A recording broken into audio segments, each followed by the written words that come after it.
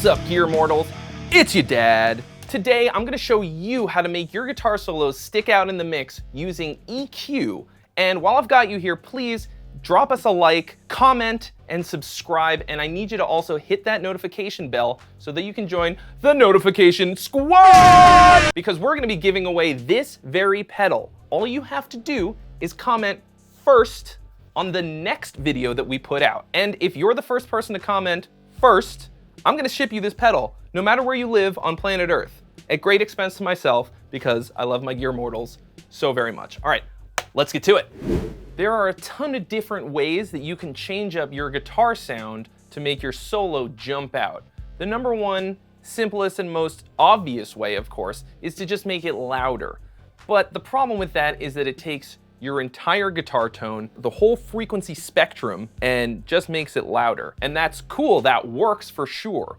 But that can have some really disastrous side effects that maybe you didn't consider. Like, if you play some low notes when your volume is that high, you can just absolutely destroy the mix. You can completely overwhelm everything else in the mix, and it can sound terrible. So in order to avoid this problem, but still be heard, I'm gonna show you how you can EQ your lead tone so that it sticks out, still sounds good, and doesn't have any of those weird problems that we talked about.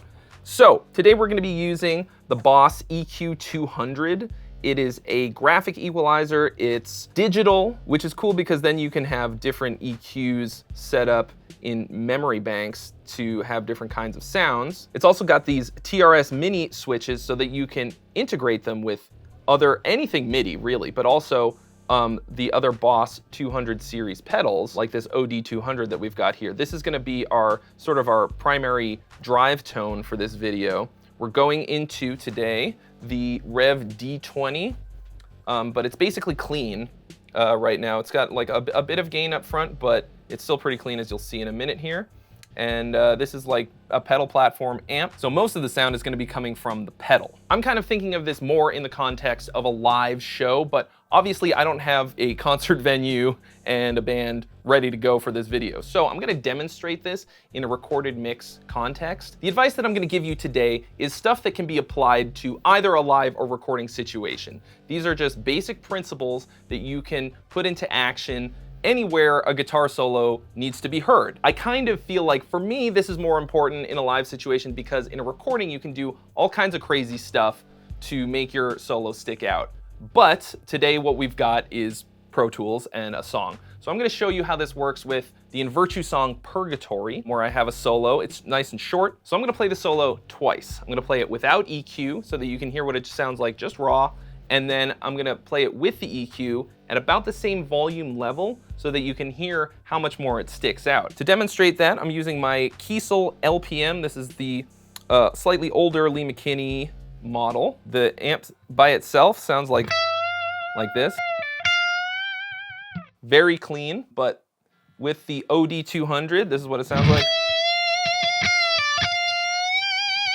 That's with no EQ. So now let's take a look at what the EQ curve is gonna look like. So the EQ 200 is a digital pedal, and these sliders are digital. So whatever they're sitting at doesn't necessarily represent what you're hearing, depending on which of the presets you've got enabled. So here we've got just a flat preset. You can see on the little screen there's nothing boosted or cut. And there's actually a couple different modes on it. I have it switched so that these numbers actually aren't right for this other version. So I've actually got it set, I had to write it down, let me see. It's 32, 63, 125, 250, 500, 1K, 2K, 4K, 8K, and 16K. And that's just frequencies that I like better than the ones that are listed on here. There's a bunch of different things that you can do with those bands. That's pretty thorough. That's a lot of bands. I really love the 5-band EQ on like the Mark series amps from Mesa Boogie. For my lead tone, that's kind of the jam. When I'm EQing my guitar tone, I'm thinking of two different things. What it sounds like in terms of whether or not I like the way that it sounds, if it sounds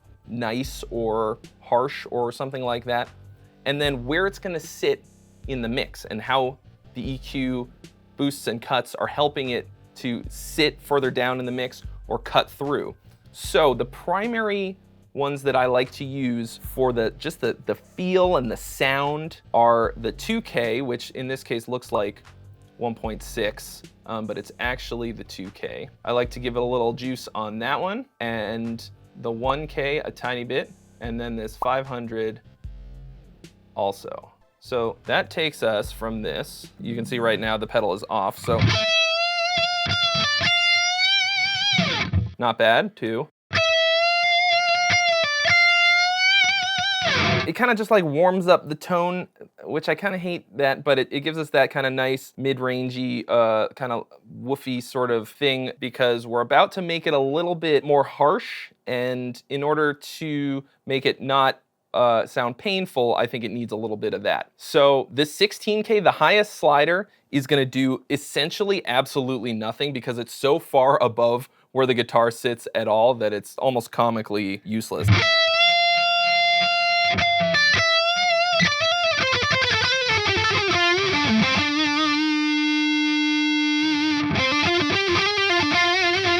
You can hear that it just does nothing, so might as well just leave it alone. But the next one is the one of the most important ones, period, and that's this 8K slider.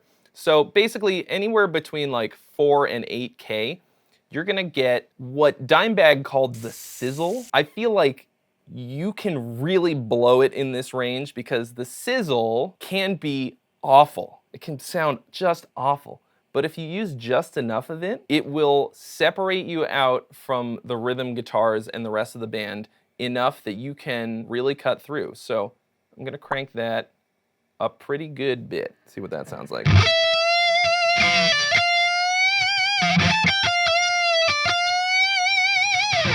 Versus.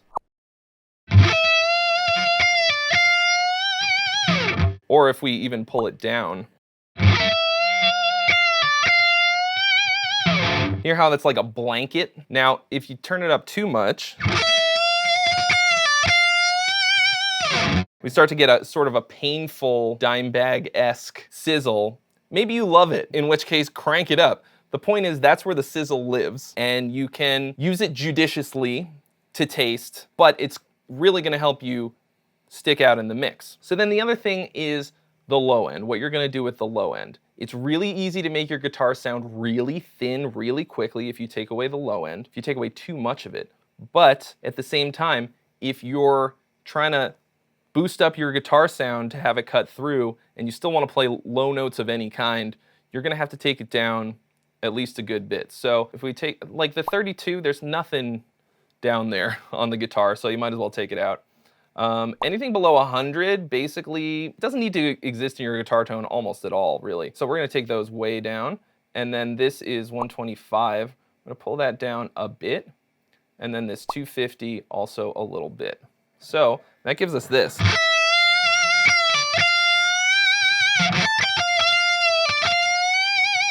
That way if I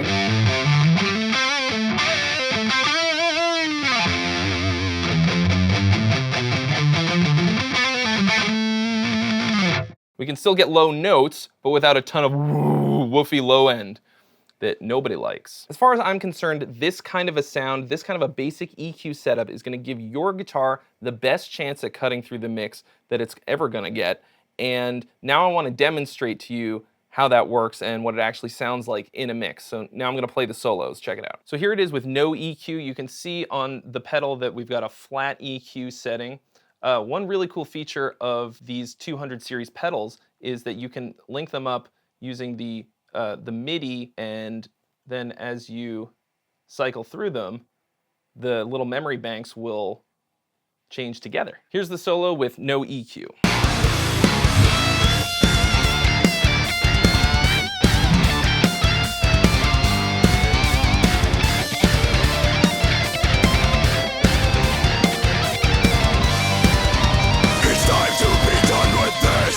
All right, now let's switch over to the EQ that we just created. It's important to understand that it hasn't changed at all. I set up every preset to be identical on this. We're using the brown sound preset, I guess is supposed to be like a plexi Van Halen type of a sound. So here's the same solo, everything else is the same, just the EQ is on.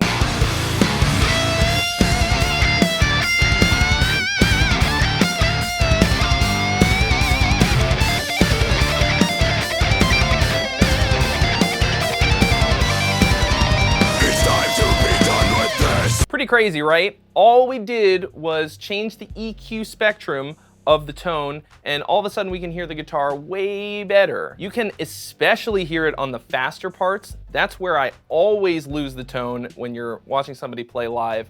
You can't hear the individual fast-picked stuff. It sounds kind of mushy, and it just kind of, you know, bleeds into the background. That's not what you want. So this kind of a setup is really gonna help you, especially if you do a lot of fast soloing, a lot of fast picking and sweep picking and tapping especially. That's where the tone can drop out entirely if you don't tap really hard and really well. This is gonna help it stick out so much. So this was all without raising the actual output volume of the guitar at all. Realistically, this is actually something that you are gonna wanna do to raise the output volume and change the EQ, and probably also add some ambient effects like delay and reverb. That's what I do anyways. Of course, when you boost a band of the EQ, you are actually raising the output volume. All I did was lower the level slider on here to compensate for that, because all you're doing when you boost one of the EQ bands is you're raising the level of just that little part of the frequency spectrum. When you raise the volume level,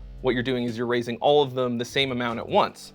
So when we EQ something like this, we've got this curve, the level just brings that whole curve up and down, so it's gonna sound the same, but louder or softer. So depending on how you've EQ'd it, if you've done a lot of boosting, or even a little bit of boosting, the sound is gonna come out louder no matter what. So then you have to use the level to either bring it up so that when you turn it on, it's gonna be louder overall, but with this new sound, or if it's gonna be quieter or the same level, depending on how you want it. This is gonna be a lot of trial and error. It's gonna depend on a lot of things. The way that your amp sounds, the sound of your cab, your guitar, kind of music that you play, your specific band mix, all that stuff is gonna play a huge role. So you're gonna have to just kind of mess around with it. For example, here's the level that we had it at. And then this level slider, we'll bring it up. But it doesn't sound any different. These are all just basic principles that will help you on your journey to finding the perfect guitar tone. Thank you so much for watching, guys. If you haven't already, mash that subscribe button, smack the bell to join the notification squad so that you could maybe win this very EQ pedal that we used in this video today. Be sure to hit the like button and leave us a comment in the comment section below, letting us know what you do to make your guitar solos stick out in a mix. Is it the same as this? Is it different? Do you do some wacky trick that I've never heard of? I really want to know because, you know, I'm always learning, I'm always trying out new stuff. So let me know and I'll see you real soon.